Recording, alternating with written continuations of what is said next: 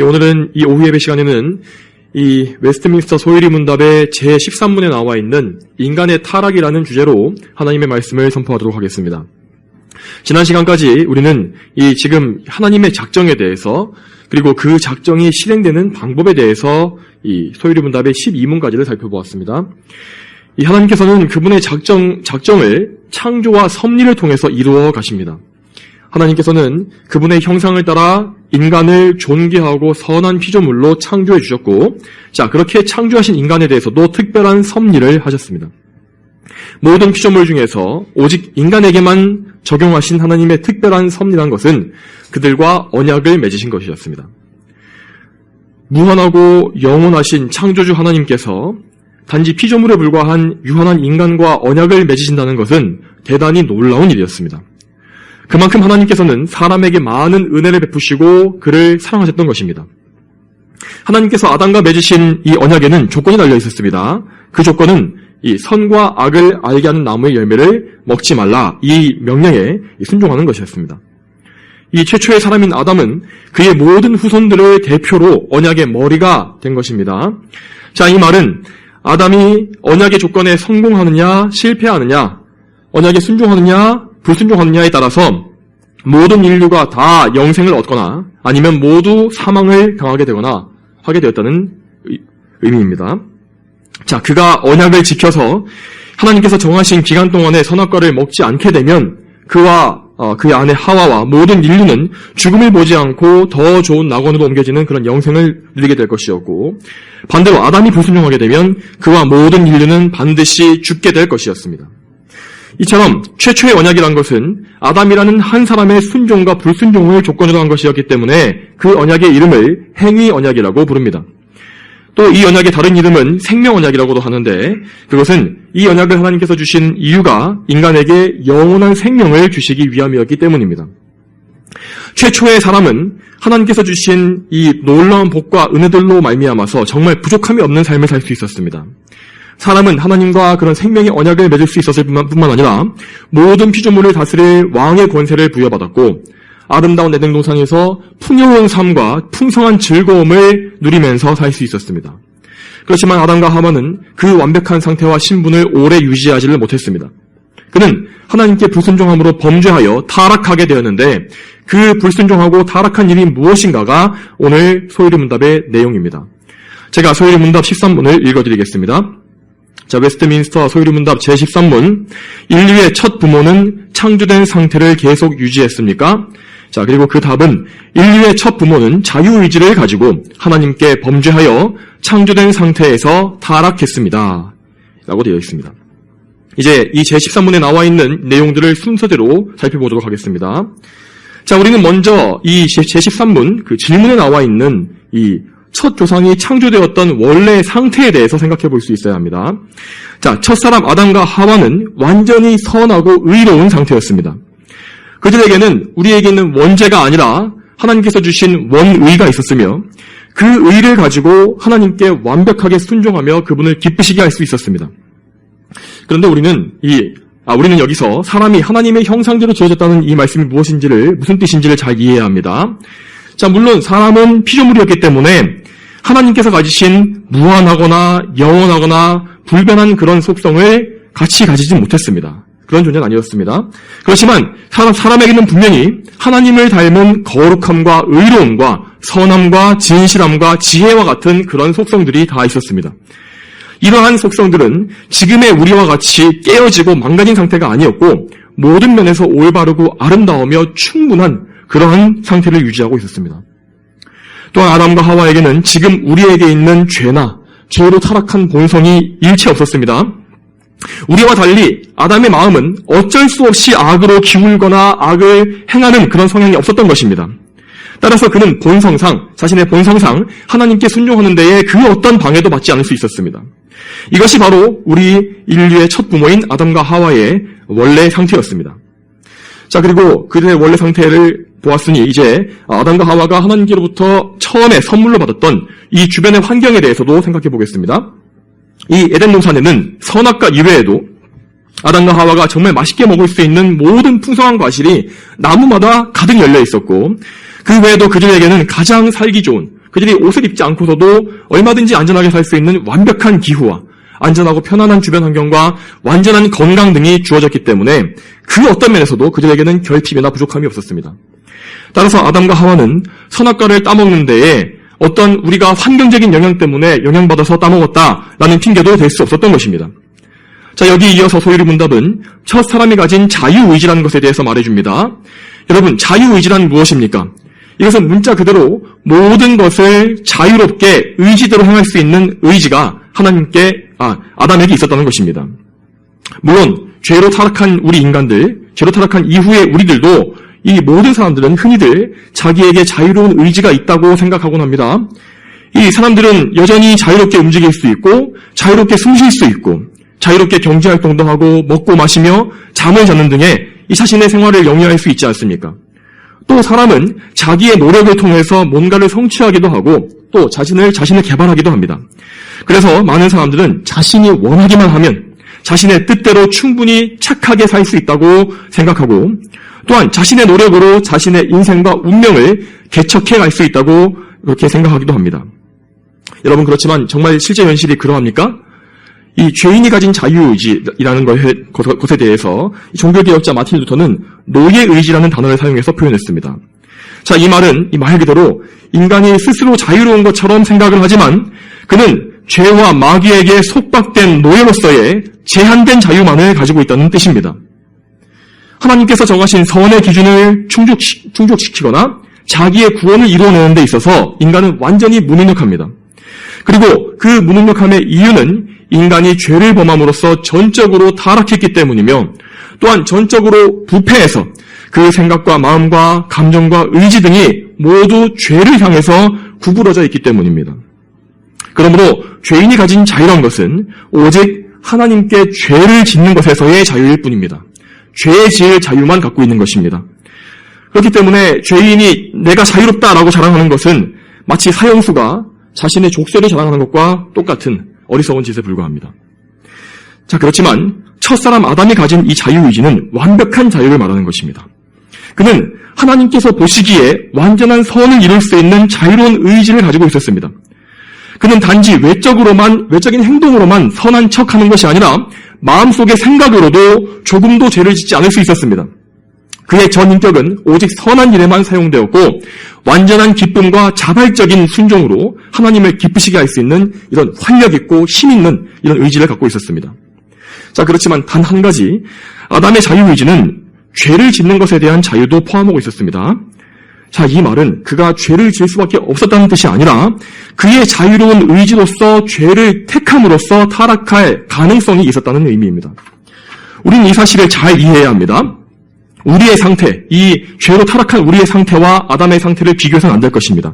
우리가 그 상태가 같다고 생각해서는 안 되는 것입니다. 아담은 죄를 짓고자 하는 마음을 의도적으로 먹고서 순전히 자기 의지로 죄를 택했을 때에만 죄를 지을 수 있었던 것입니다. 즉, 아담이 범죄한 것은 전적으로 그 자신의 책임이라는 것입니다. 사실 선악과를 따먹지 말라라고 하신 이 언약의 조건이란 것은 실패하는 것이 불가능하다고 말할 수 있을 만큼 너무나 쉬운 조건이었습니다. 그런데도 아담은 심사숙고해서 하나님께 불순종하기를 의도적으로 선택함으로써 죄를 지은 것입니다. 여러분, 그러면 하나님께서는 왜 이렇게 아담에게 죄를 지을 수 있는 자유까지 허락해 주신 것일까요? 자, 그것은 우선 하나님께서 아담을 인격적인 존재로 창조하셨고 대우하셨기 때문입니다. 또한 하나님께서는 인간이 하나님께 자발적으로 순종해서 영생을 얻게 하시려는 선한 의도를 갖고 계셨기 때문에 그에게 이렇게 완벽한 자유의지를 주신 것입니다. 만일 아담이 가진 자유의지라는 것이 아예 죄 지을 가능성 자체가 없는 그런 의지였다면 그가 하게 되는 순종이라는 것은 그저 기계적으로 입력된 명령의 결과가 되었을 것이고 그러면 그는 인격적인 피조물이 아니라 로봇이나 기계와 같은 존재에 불과했을 것입니다. 하나님께서 사람을 창조하신 목적은 그런 것이 아니었습니다. 하나님은 다시 말씀드리지만 사람이 기쁨으로 하나님께 순종하며 그분을 사랑하고 경배하기를 참으로 원하신 것입니다. 그리고 그렇게 아담이 하나님께 순종함으로써 영생을 얻었다면 그것은 하나님께 전적으로 영광을 돌리는 일이 되었을 것입니다. 자, 그러면 왜 아담이 순종해서 영생을 얻는 것인데 아담이 행위로서 영생을 얻는 것인데 왜 그것이 하나님께 영광이 되는 것일까요? 하나님께서 아담과 맺으신 행위 언약이라는 것은 사람이 자기 의지와 노력으로 영생을 쟁취하거나 영광을 얻는 보상받는 개념이 아니기 때문입니다. 사람을 의롭고 선하게 지으신 분은 하나님이십니다. 그에게 의를 주신 분은 하나님이십니다. 그리고 그가 순종할 수 있는 의지를 주신 분도 하나님이십니다. 그리고 순종의 결과로서 얻는 영생 또한 인간에게 어떤 자격이 있어서 받는 것이 아니라 하나님께서 은혜로서 주시는 것이기 때문에 모든 것은 결국 하나님의 영광을 드러내게 되어 있는 것입니다. 그리고 이것이 원래 인간이 이루었어야 할 선한 결말입니다. 그러나 아시다시피 인간은 죄를 범하여 타락하고 말았습니다. 자, 그러면 여기서 우리는 인간을 타락하게 만든 악한 존재에 대해서 생각해 보아야 할 것입니다. 창세기 3장 1절에 여호와 하나님께서 지으신 모든 들짐승 가운데 뱀이 가장 간교하였다. 뱀이 여자에게 하나님께서 참으로 너희에게 동산나무에서 나는 모든 것을 먹지 말라고 말씀하셨느냐라고 물었다. 자, 여기 등장하는 뱀은 우리가 알고 있는 하나님께서 창조하신 그 들짐승인 뱀이 맞습니다. 물론 나중에 하나님께서 뱀에게 내리신 저주를 생각해 보게 되면 이 최초의 뱀은 어쩌면 다리를 가지고 있지 않았을까라는 상상을 해볼 수는 있겠습니다. 자, 그런데 이 뱀이 말을 하고 하와를 유혹할 수 있었던 것은 원래부터 이 뱀이 말하는 피조물이었기 때문이 아닙니다. 이것은 뱀 안에 마귀가 들어갔거나 혹은 마귀가 뱀에게 말할 수 있는 능력을 줌으로써 마귀가 직접 마귀가 뱀을 통해 하와를 유혹한 것입니다. 마귀는 뱀이라는 피조물의 간교한 이 성향을 활용해서 인간을 타락시키는 도구로서 사용했던 것입니다. 또한 뱀이 아담이 아니라 하와에게 먼저 접근했던 것은 아주 치밀한 이 교활한 계산에 의한 것임이 분명합니다. 마귀는 하나님께 대한 지식이 아주 많았고 또한 그분의 피조물에 대해서도 잘 알고 있었습니다. 뱀은 아담보다 하와가 연약한 존재라는 사실을 알고 있었던 것입니다. 그리고 하나님과 언약을 맺은 주체는 원래 아담이었고 그 언약이 체결될 당시에는 하와가 아직 창조되기 이전이었습니다. 그래서 하와는 선악과를 먹지 말라는 명령에 대해서 하나님께 직접 귀로 들은 것이 아니라 남편인 아담에게서 전해 들었던 것이고 따라서 하나님의 명령을 어기도록 유혹하기가 비교적 쉬웠습니다. 마귀는 하와를 먼저 죄짓게 한 후에 하와를 통해서 남편인 아담을 유혹해서 타락시키려는 흉계를 꾸몄습니다. 아담은 하와를 지극히 또 사랑했기 때문에 아내인 하와가 제안한 것을 받아들일 가능성이 크다고 그는 본 것입니다. 또한 여기 한 가지 더해서 뱀이 하와를 먼저 유혹한 이 사실은 하나님께서 남편과 아내 사이에 만드신 질서를 깨뜨리는 일이기도 했습니다. 실제로 인간이 타락한 순서를 보게 되면 하와가 먼저 유혹을 받아 범죄하고 머리인 아담을 유혹해서 범죄하도록 유도한 것입니다. 이것은 남편이 머리가 되고 아내가 남편에게 순종하는 이 원래의 창조 질서를 정확히 반대로 돌려서 이렇게 거꾸로 올라간 것이라고 볼 수 있습니다. 이러한 마귀의 지혜와 수법을 보았을 때에 우리는 마귀가 하나님을 얼마나 미워하는지를 알 수 있고 그리고 하나님의 형상으로 창조된 인간을 마귀가 얼마나 파멸시키고 하는지를 잘 알 수가 있습니다. 또한 마귀는 우리 인간에 대해서 정확하게 파악하고 있으며 우리의 약점도 잘 아는 간교한 자입니다. 우리는 이러한 성경적인 교리와 지식을 통해서 마귀가 얼마나 지금도 위험한 자인지를 알 수 있고 또한 마귀의 유혹을 피하기 위해서 항상 영적으로 깨어서 하나님께만 붙잡혀 있어야 한다는 사실도 알 수 있는 것입니다. 여러분, 그러면 이 마귀는 어떻게 하와를 유혹해서 죄짓게 만든 것입니까? 이 창세기 3장에 나와 있는 뱀의 말들을 쭉 살펴보겠습니다. 창세기 3장 1절에 뱀이 여자에게 하나님께서 참으로 너희에게 동산나무에서 나는 모든 것을 먹지 말라고 말씀하셨느냐. 마귀가 한 이 말을 잘 보시기 바랍니다. 마귀는 하와에게 와서 걸었던 첫 번째 말부터 거짓말을 하고 있습니다. 하나님께서는 동산나무에서 나는 모든 것을 먹지 말라고 하신 적이 전혀 없습니다. 창세기 2장 16절에 여호와 하나님께서 사람에게 명령하시기를 그 동산의 나무에서 나는 모든 것을 자유롭게 내가 먹을 수 있으나 선과 악을 알게 하는 나무의 열매는 먹지 마라.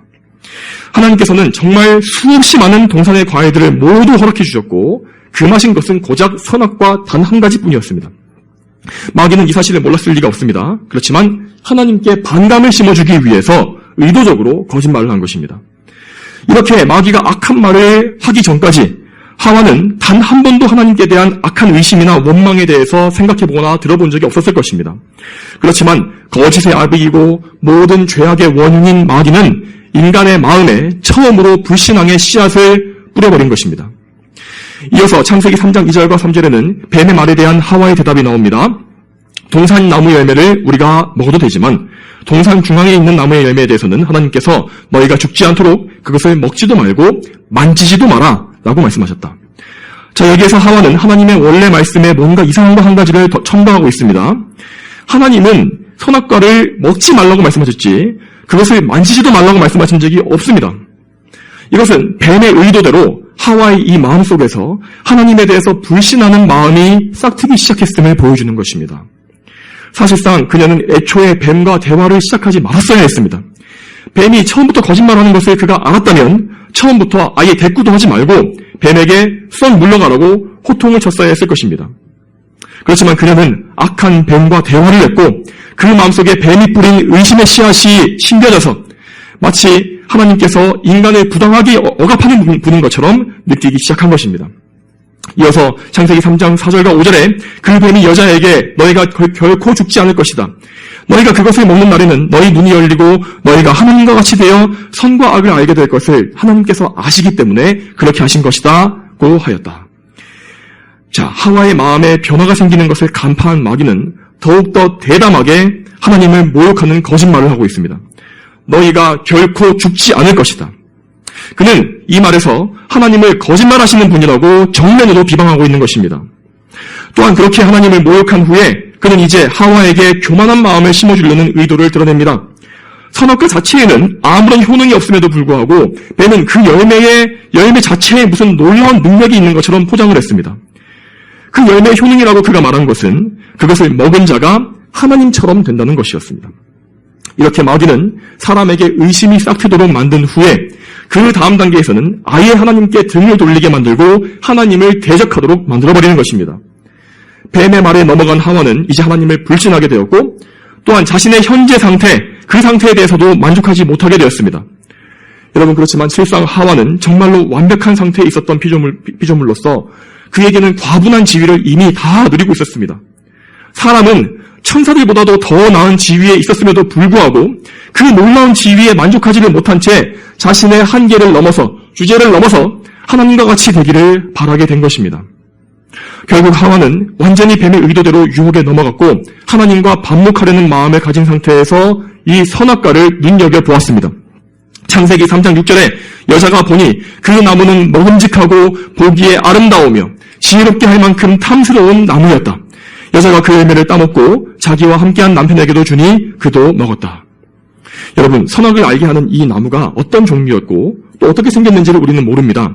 그렇지만 뱀의 유혹에 넘어간 하와에게 그 나무와 열매는 이미 대단히 먹음직스럽고 아름다워 보였으며 가장 좋은 나무 열매, 그러니까 선악을 하나님처럼 지혜롭게 할 만큼 그렇게 탐스러운 나무처럼 보였던 것입니다. 결국 하와는 하나님께 거역하기를 선택함으로써 선악과를 따먹었고 남편인 아담에게도 그것을 주어서 먹게 했습니다. 자, 그런데 아담이 왜 하와에게 넘어갔는지는 여기에 말씀에 자세히 나오지 않습니다. 그렇지만 우리는 하와가 열매를 먹게 되는 일련의 과정에서 보여줬던 모든 모습을 통해서 아담에게 어떤 일이 있었을지를 충분히 짐작할 수 있습니다. 이미 범죄에서 타락한 하와는 뱀의 가르침을 받은 상태였기 때문에 뱀이 했던 것과 똑같은 유혹을 아담에게 했을 것입니다. 그리고 거기에 더해서 내가 열매를 먹어봤는데 너무나 맛있었고 또 나는 죽지 않지 않았느냐 라는 식의 자기의 경험을 통한 설득도 첨가되었을 것이 분명합니다. 그 결과 아담 역시 하나님을 신뢰하기보다는 하나님께 거역하여 뱀의 편이 되어버린 하와의 말을 신뢰하기로 택한 것입니다. 또한 그 역시 하나님을 불신했고 하나님과 같이 되고자 하는 욕망에 넘어가서 결국 하나님과의 언약이 깨어지게 된 것입니다. 여러분, 우리는 이 말씀에서 이 죄의 기준에 대한 정확한 지식을 얻을 수가 있습니다. 첫 사람 아담과 하와의 범죄에서 죄의 기준이라는 것은 바로 하나님의 말씀에 순종하느냐 그렇지 않느냐 하는 것이었습니다. 오직 하나님의 말씀이 선과 악을 가르는 기준이 되는 것이며 하나님의 말씀만이 진리인 것입니다. 그렇지만 하와는 하나님의 말씀을 벗어나서 뱀의 말을 따름으로써 하나님께 죄를 지은 것이고 아담은 하와의 말과 또 거기에 더해서 하와의 경험을 믿었기 때문에 하나님을 거역하게 된 것입니다. 이처럼 우리는 하나님의 말씀이 아닌 다른 것을 따르고자 하는 유혹을 조심해야 합니다. 첫사람 아담과 하와에게는 죄악된 본성이 없었음에도 불구하고 유혹에 넘어가서 하나님을 거역했습니다. 그만큼 인간은 약한 것입니다. 여러분, 죄가 없었던 그들이 그러했다면 날 때부터 죄로 타락한 상태에서 평생을 살아가는 우리는 얼마나 더 쉽게 유혹에 넘어갈 수밖에 없겠습니까?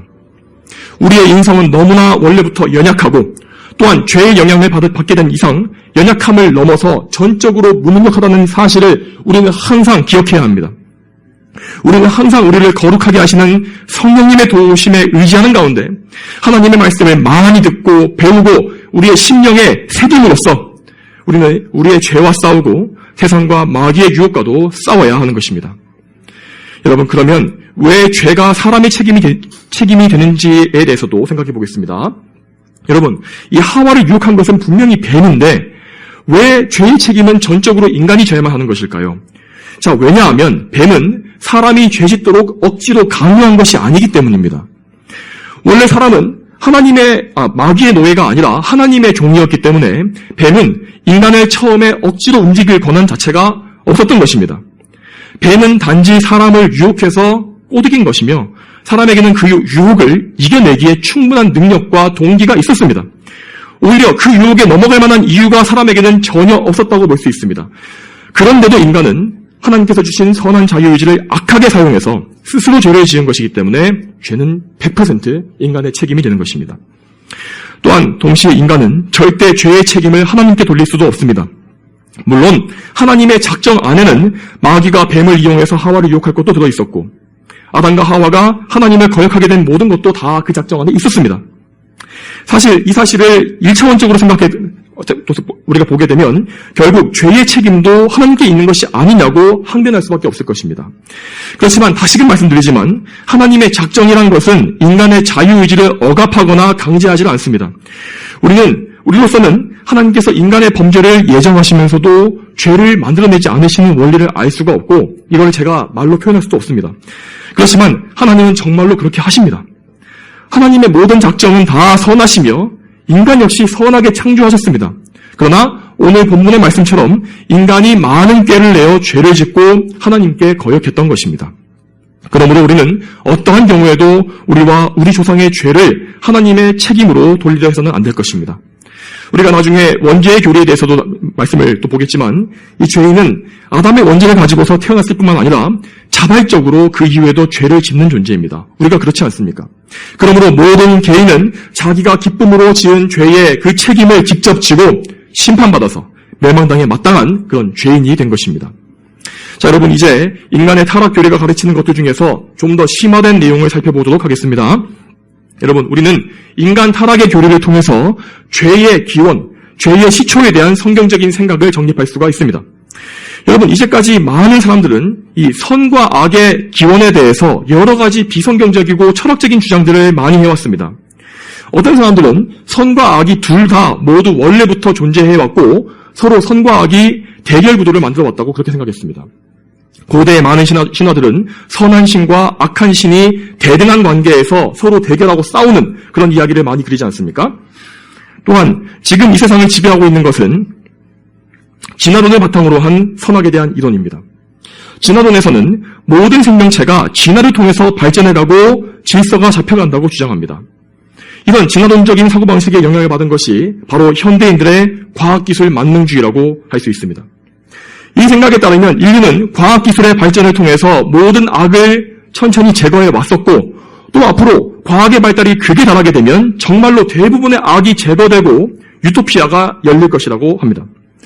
자, 여러분, 그리고 꼭 이런 극단적인 과학 만능주의가 아니더라도 사람들은 대부분 우리 인간이 갈수록 발전해지고 좋아져 가고 있다라는 생각을 하는 경향이 있습니다. 여러분, 근데 이런 것이 다 진화론적인 세계관입니다. 그렇지만 여러분, 이 생각은 완전히 거짓말입니다. 죄의 영향을 받은 인간은 시간이 지날수록 좋아져가는 것이 아니라 점점 더 나빠져가기 때문입니다. 물론 인간의 물질 문명, 이 외적인 문명은 시간이 지나면서 그 성과들이 계속 쌓여가기 때문에 인간의 외적인 여건을 우리 눈에 보기에는 개선해 줄 수 있습니다. 병을 고칠 수도 있고 위생을 개선한다거나 풍요로운 삶을 제공할 수 있습니다. 그렇지만 인간 자체의 상태는 점점 더 쇠락해 갈 것입니다. 우리의 영적인 감각은 앞으로 세대를 더할수록 점점 더 무뎌질 것이고 죄악된 본성은 세대를 더할수록 더 폭발적으로 분출될 것입니다. 하나님에 대해서 대적하는 악독한 기질 역시 시간이 지날수록 세대가 흐를수록 더 심하게 표출될 것이 분명합니다.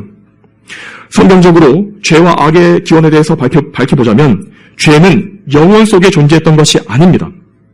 시간과 공간이 창조되기 이전 영혼 속에서는 오직 삼위일체 하나님만 존재하셨기 때문에 그때에는 완전한 선만이 존재했습니다. 그러나 최초로 죄가 생겨난 것은 천사들의 창조 이후에 그들 중 일부가 교만해져서 하나님께 대항했던 그때였습니다. 우리는 하나님께서 왜 죄가 생겨나는 것을 허락하셨는지는 모르지만 죄의 시초가 마귀에게 있다는 사실을 분명히 알 수가 있습니다. 그리고 그 죄와 악이 이 세상에 들어온 것은 바로 인간의 범죄 때문인 것입니다. 하나님께서 이 세상에 악을 밀어 넣으신 것이 아닙니다. 오늘 본문인 전도서 7장 29절의 말씀처럼 하나님께서는 처음에 사람을 정직하게 선하게 창조하셨습니다. 그러나 인간이 많은 꾀를 내어 스스로 죄를 지은 것입니다. 여러분, 우리가 이렇게 선과 악의 기원에 대해서 이러한 성경적인 진리를 믿어야 하는 이유가 무엇이겠습니까? 그것은 이 교리적 지식을 통해서 우리가 선하신 하나님께 더욱 의지하고 그분께만 소망을 둘 수 있기 때문입니다.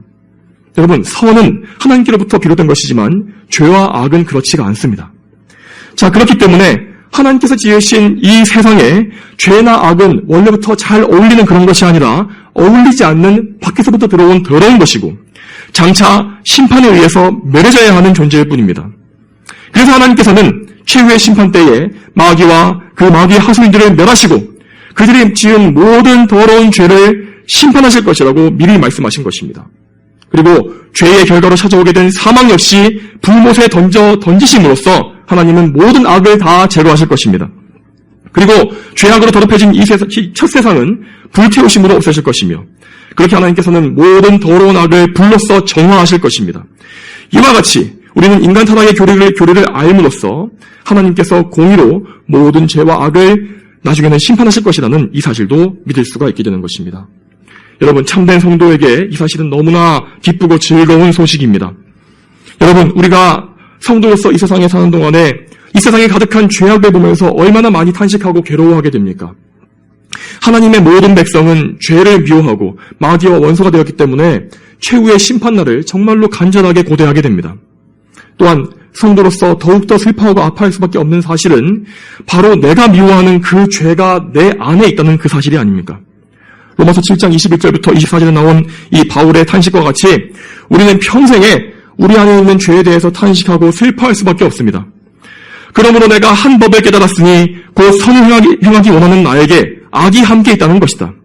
내가 속사람으로는 하나님의 법을 즐거워하나 내 지체 속에서 다른 법이 나의 마음의 법과 싸워 나를 내 지체 속에 있는 죄의 법의 포로로 삼는 것을 본다. 아, 나는 비참한 사람이다. 이 사망의 몸에서 누가 나를 건져주겠느냐. 여러분, 이 말씀을 듣고 계신 모든 분들에게 여쭤보고 싶습니다. 여러분께서는 정말로 바울이 말한 이 괴로움이 무엇인지를 경험적으로 알고 계십니까? 참으로 거듭난 성도는 자신의 죄된 본성에 대한 고통과 슬픔을 느낄 수밖에 없습니다. 하나님을 영화롭게 하고자 하는 자신의 마음을 늘 떨어뜨리고 죄짓게 만드는 본성이 바로 내 안에 있다는 것, 이것이 얼마나 슬프고 괴로운 일이겠습니까? 그래서 우리는 죄와 평생 싸우는 가운데 이 자신의 본성을 부인하는 믿음도 가져야만 하는 것입니다.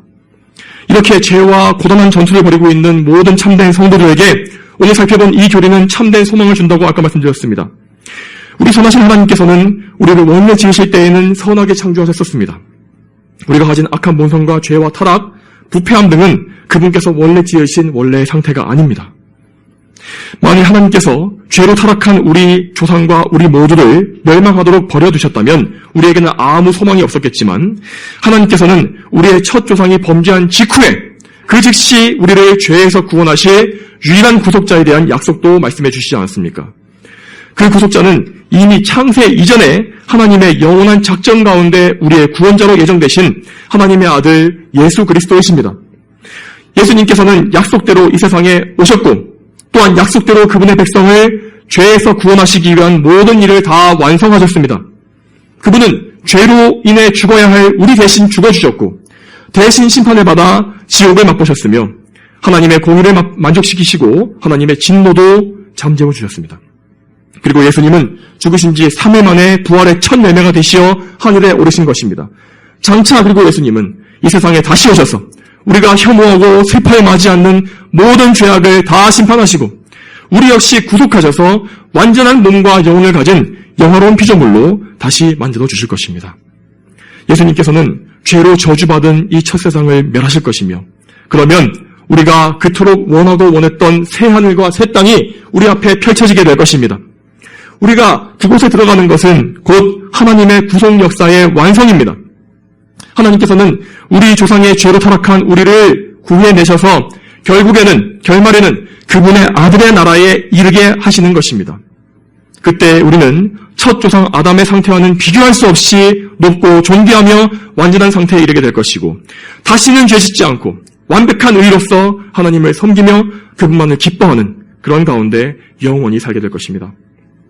성도 여러분, 이처럼 우리는 모든 교리를 배우고 알 때에 우리가 배우는 그 교리가 하나님의 구속 역사 중에서 어떤 위치에 있는지, 어떤 과정을 우리가 배우고 있는지를 생각해 볼 수 있어야 합니다. 오늘 우리가 배운 이 인간 타락의 교리는 비록 슬프고 아픈 역사를 우리에게 보여주지만 동시에 우리는 하나님께서 주신 구원의 소망이 거기에서 싹트는 것을 볼 수 있습니다. 그리고 그 구원의 약속은 결국 엄청난 열매를 맺게 될 것이 확실합니다. 이것이 성경의 약속이고 하나님께서 그분의 백성에게 주신 새로운 은혜 언약의 결과입니다. 이제 말씀을 맺겠습니다. 사랑하는 성도 여러분, 오늘 배우신 이 교리와 하나님의 말씀을 다시금 마음에 새기시기 바랍니다. 우리는 자신이 죄로 타락하고 부패한 존재임을 깨달음으로써 겸손해져야 하고 또한 우리가 죄인임에도 불구하고 우리를 은혜로 구원해 주신 하나님께 무한한 감사와 영광을 올려야 할 것입니다. 오늘 이 말씀을 들은 우리 모두를 통하여 오직 하나님께서만 모든 영광을 받아주시기를 소망합니다. 다 함께 기도하시겠습니다.